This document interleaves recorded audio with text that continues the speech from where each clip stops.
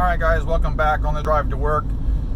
Want to talk about the follow-up to my PSA downfall video and talk about the rise of hybrid grading. That's right, hybrid grading, HGA. Alright, that's going to be the company that I believe that gets pushed up above everybody else.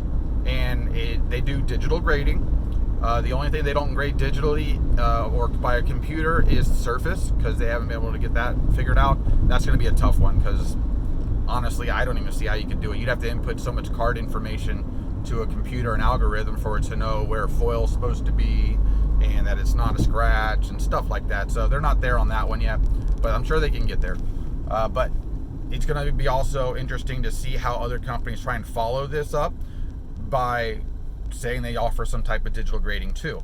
Now, the thing that HGMA does that nobody else does is they customize your slab to the color of the card. And they give you two different options to usually go with, where you want to be team colors, or if it's an insert parallel, the best match they have for that. They also give you 4 points of grading, so you know where your card is flawed. That's the one thing I hate about PSA.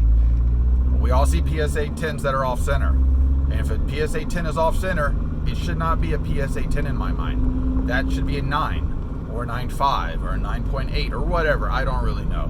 But I just darn well know it's not the Mac Daddy of the card. All right, a perfect card for a PSA 10 should be perfect. Now, Beckett and HGMA both give you a pristine type of grading to tell you when a card is perfect, when everything's all 10s.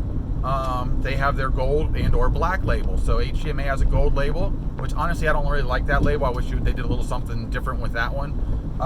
Beckett does the black label, which is honestly the pinnacle of card grading. Even over a PSA 10, it is basically the 11 of a card. And if you get one of those, which they're very hard, your card multiplies quite nicely. A $100 card could easily be worth $2,000. Without a blink of the eye, the right player, it goes off, it goes crazy. But with HGA and the hybrid grading system, you know, they say nicest slabs, 10-day turnaround. You know, they're sticking to that. Now they have to be able to scale up though, because the volume is getting pushed their way, and if they start a backlog like everybody else, it's going to hurt them. So they need to have their ducks in a row in order to get this thing moving. Hopefully they do. I'm going to start a submission probably later this week to HGA, because I want to try it. There's a few cards I want to send off. What's really going to turn the level with them and really ramp it up is when you can see like a Luca Prism or Zion Prism sell for the same price as a PSA 10 and a 9.5 in an HGA. Because I still think a 10 in an HGA is going to be more valuable than a PSA 10 of almost every card, I would say, to be honest with you. It's going to start getting to that level where it's in between a PSA 10 and a Beckett black label, and then at some point it may reach the same height. So until we get enough product out there and enough graded cards and high-end cards through HGA, we're really not going to know what the market's determining on that. But if you see the market, and I've already seen a lot of those HGA cards sell for the same price as a PSA in the same grade category, especially 9 to 9, 9.5 to 10s. I haven't seen a whole lot of 10s. I think the very first pristine card HGA graded was a Lewis Robert Topps Chrome card, which, let's face it, outside of surface and centering, the card should already be pretty perfect, especially a Chrome card. So let's see where this goes, but I think that's going to be the biggest successor in this market. I don't see PSA going anywhere, obviously, but they definitely open this door up for other companies. And when CGC starts, it's going to be very interesting.